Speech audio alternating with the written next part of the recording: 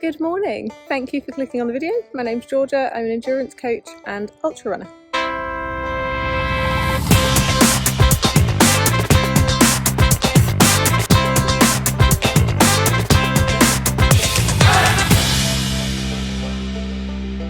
It's the day before race day, and arguably more importantly, it's moving day.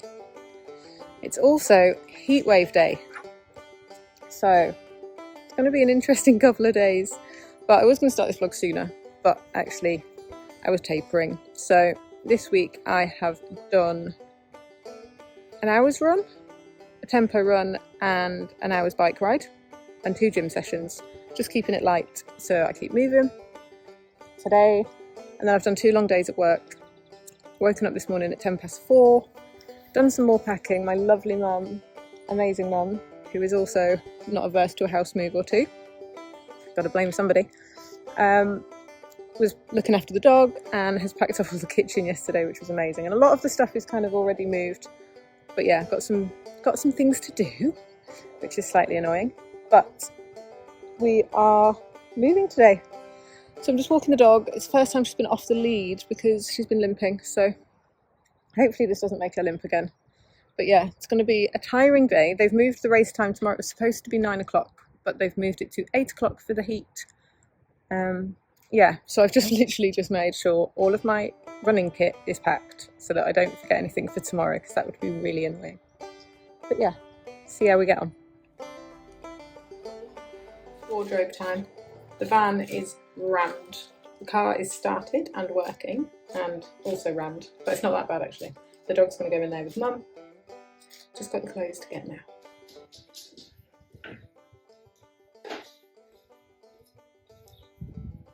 Visible. Eyesore of the paddling pool. There he is. So this is the current setup for where I'm sleeping tonight. So basically, as we are all very aware, it's hot. It has been hot today and wasn't going to get away with that one.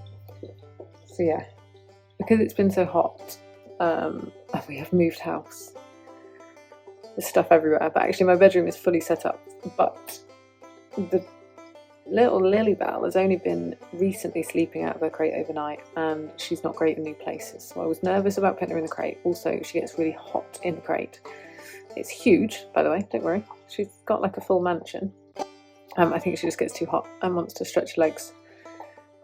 So I was worried about that. The sun has just gone down, so I've just managed to open all of the windows and there is some breeze, which is amazing.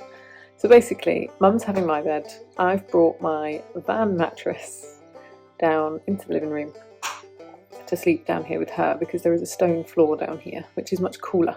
Just worried about the dog, basically. Sod race day. It's all about keeping the dog cool. But yes, I have done 39,000 steps today. I have driven 2.5 hours in 30-degree heat with no aircon, and I have moved an entire 4x4 and my top van's worth of stuff into a house. It's been a day. Why can't I just race prep like normal people? Anyway, the race starts at 8 AM tomorrow. I'm excited. To clarify, I may not have mentioned the whole fish saga, but they are here and they are perfectly safe and apparently travel really well in a 2-kilogram protein powder pot in a bin in the car together. So, food wise today has not been great. Mainly just because I get distracted and forget. But I've kind of been chomping on dry bagels for the day, which has been nice. And then what else have I done to accommodate for this ridiculous weather and the fact I'm not going to get any sleep? Electrolytes. So I've now had, this will probably be my 4th of the day, which is probably still not enough in all honesty for the amount of movement and stuff I've done. But I did put a Hydro tab in it and 2 scoops of, the Hydro tab has electrolytes and magnesium, and then 2 scoops of electrolytes they're very salty, it's a lot of sodium. And then this is just a plain one overnight. And of course, I have my bread by my bed. So I've got half a bagel and 2 slices of the part-baked rolls we had at dinner. But I think, although some people might say carb loading for a half marathon isn't necessary, for me, absolutely is. Especially one that's on trail and has this style elevation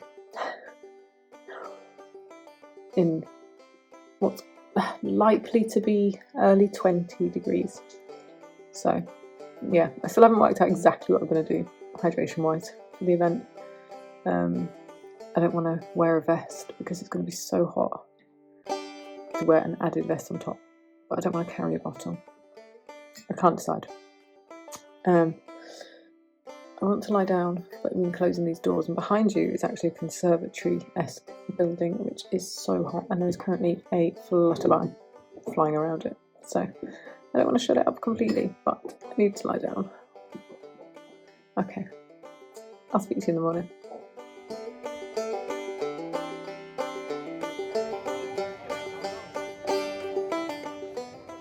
Late, as always, rushing around.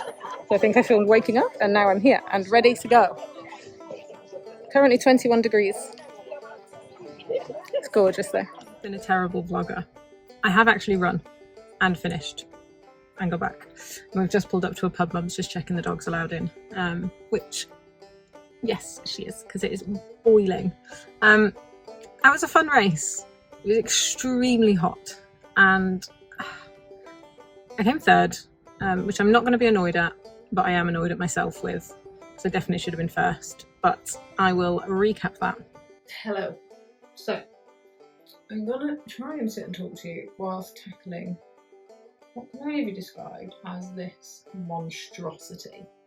I really, really need to figure out a better way. But that is me home. So we went out for lunch. Yes, I was dressed like this. Yes, I was sweaty from running and smelled probably horrendous. But I needed to eat, and I just quite literally had, a bit judged by Mum, but a chicken plate sharer, and she was like, "That's for 2. Don't judge me. I'm hungry." And come home, I also managed to get Lily in the river that's nearby, because honestly, this heat, woo, too warm. So let's talk about the race. So we decided doing that noise whilst talking to you was going to be really annoying. So I've stopped because I'm knackered. I'm halfway through. The race. I'm going to break it down. So first things first, preparation. Not good. This was my kind of road to recovery / training for this race, but I moved house yesterday. I did 31,000 steps. It was 34 degrees outside, I believe. Drove for like 2.5 to 3 hours in that heat. I did hydrate really, really well. I carb loaded, but we'd bought oil and vinegar. So my stomach this morning wasn't best pleased. And I didn't get a great sleep because I shared downstairs with the dog because it was definitely too hot to put her in the crate, and we're in a new house. So preparation wise, not brilliant. Next thing that we will talk about is race kit. So I had decided that actually I didn't want to wear my running vest, which would have carried a litre of water, because it was the extra vest was going to make me much hotter. And I like just running. I don't like holding anything. I'm not a big fan of faff. But that did mean I only had 650 ml of water with me. I should have just manned up and put the vest on. It didn't impede me all that much. It just, yeah, probably would have benefited to have been able to cool down a little bit more. So that's preparation. Struggled with sleep, moving house the day before, and not putting on the right race kit. The race itself was great. I absolutely loved the route.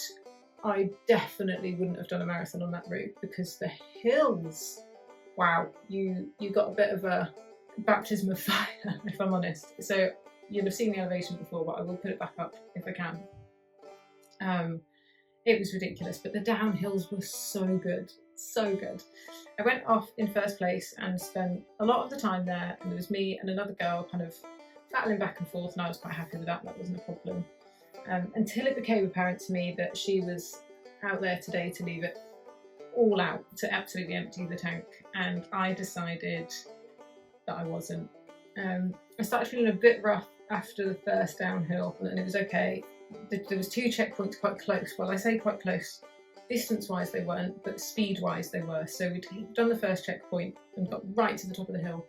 The first incline, that was the first checkpoint, went off.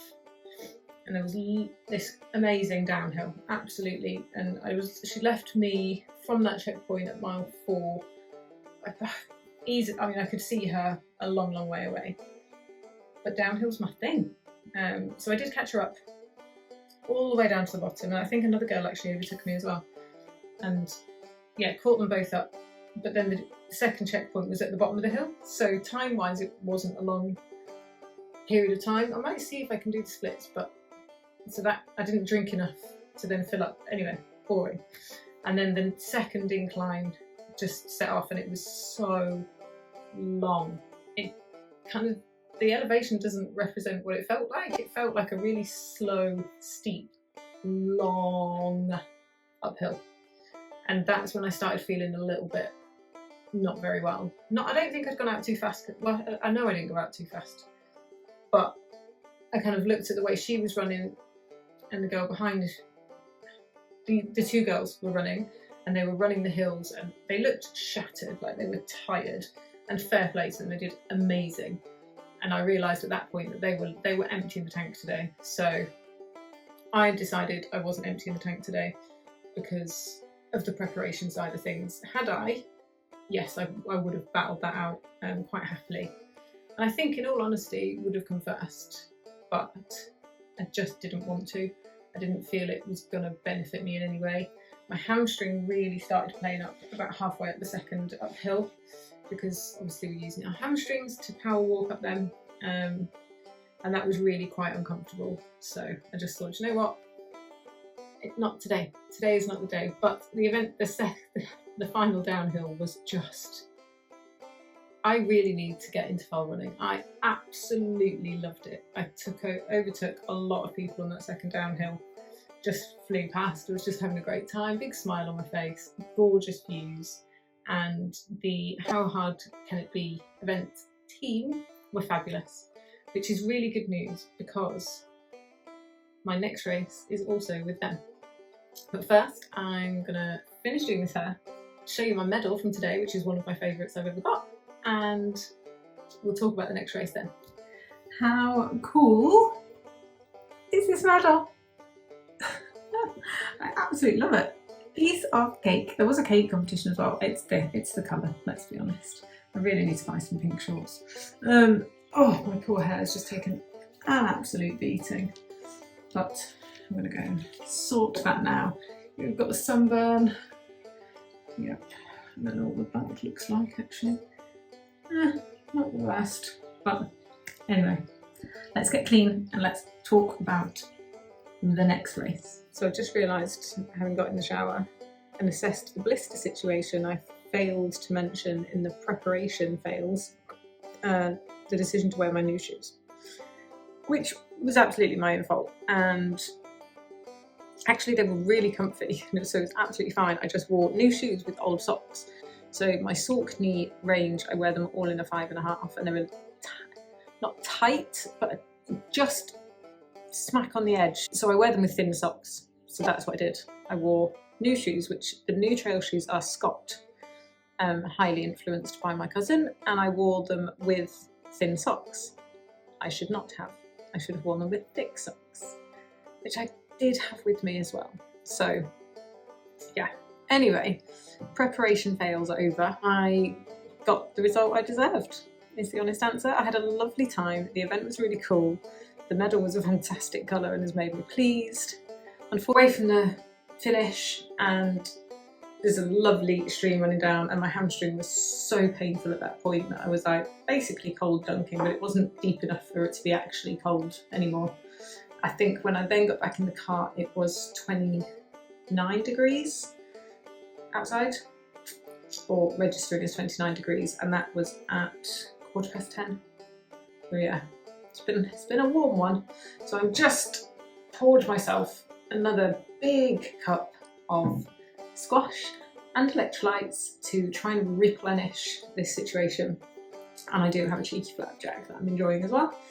So next race, big race or bigger goal, which is kind of one of the other things I had in mind while I was going around as well, when my hamstring really started to feel uncomfortable. She's a 42 miler.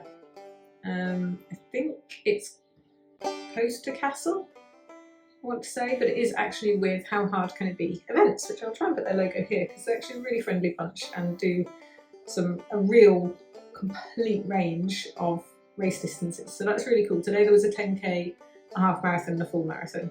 I think, like I previously mentioned, I'm not doing 2 loops to do a marathon. I just wouldn't go out for the second loop, to be quite honest.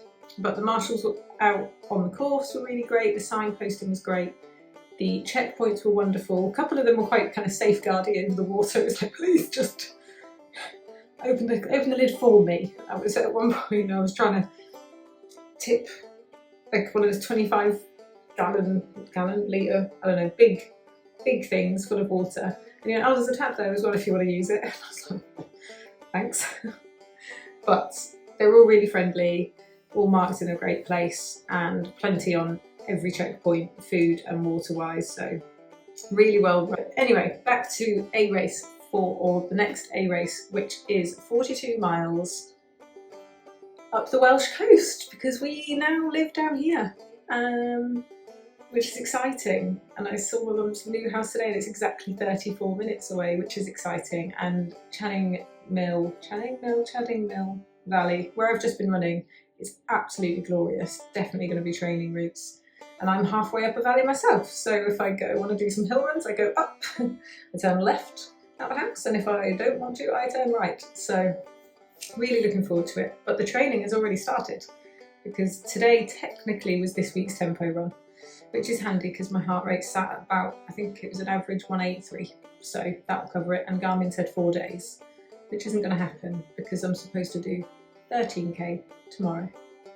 So we'll see how that goes, but I might just get on the bike instead. So yeah, highly recommend the events company.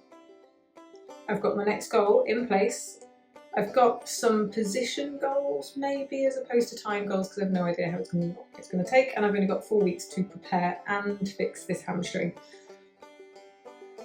So that could be fun, but I will certainly try and do better at filming my training and filming when I'm actually out running. Maybe it's time to commit to an action camera or just borrow somebody else's, maybe.